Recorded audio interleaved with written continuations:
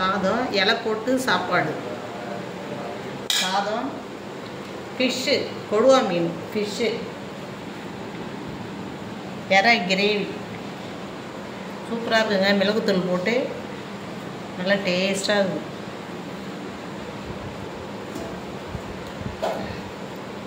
கீரை, சிறுகீரை வெயிலுக்கு நல்லது, அதனால் சிறுகீரை.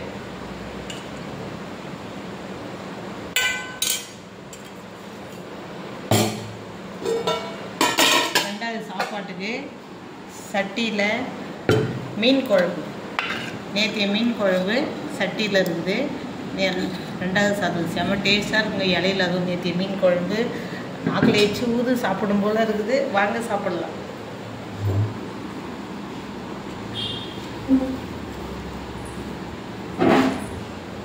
தம்பி சாதம்